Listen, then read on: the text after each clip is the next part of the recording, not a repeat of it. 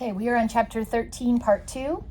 Pilate begged Procula to stop temporarily while he rose to adjust his nerves. Perspiring profusely, a sickly knot of anxiety churning his stomach, he ordered a flagon of strong wine and then paced back and forth with rippled brow, his hands wrestling with each other.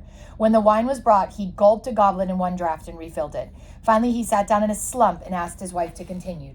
The Roman populace hailed the fall of Sejanus with a wild rampage of joy. Procula resumed, toppling his statues and desecrating his memorials.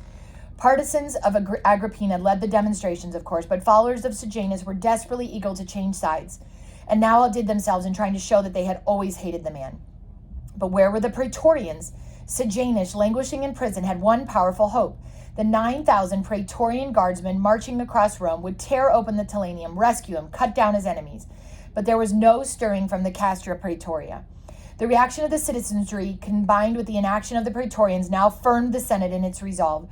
Reconvening later the same day, it listened to angry fusillades of oratory denouncing Sejanus. Then just before supper, Consul Regulus called for a vote. There was a little need to count the waving thicket of human arms. Regulus announced, the Senate and the Roman people sentenced Lucius Aelius Sejanus to death for high treason.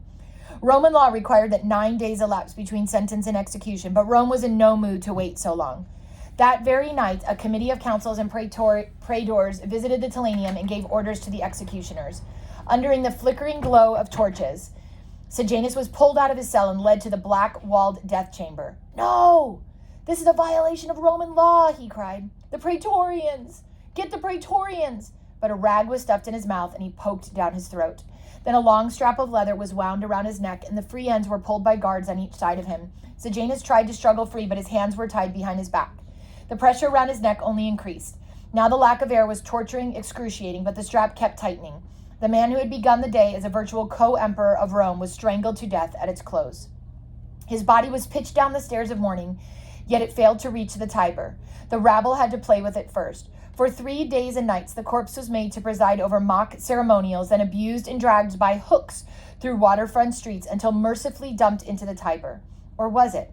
According to another rumor Procula heard, the mob tore Sejanus' body into pieces so small the executioner could not find one big enough to expose on the stairs of mourning. In the week following the death of Sejanus, Rome rocked in a chaos of disorder and rioting. The rabid, unforgiving riffraff went after the well-known associates of Sejanus and lynched them in what became a general massacre. Meanwhile, the Praetorians, furious at being thought less loyal to Tiberius than the Night Watch, vented their ire in burning and plunder instead of policing the mobs. The record of the Senate in that crisis was not much better.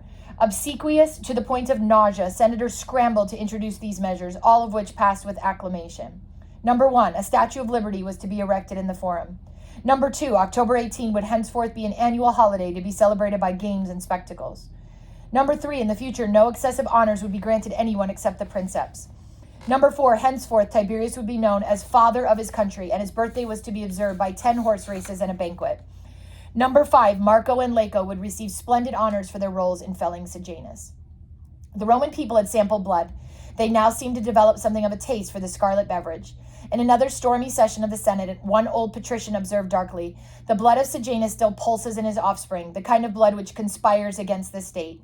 Concurring in this masterpiece of logic, the conscript fathers, conscious of the state that they were, condemned Sejanus' children to death.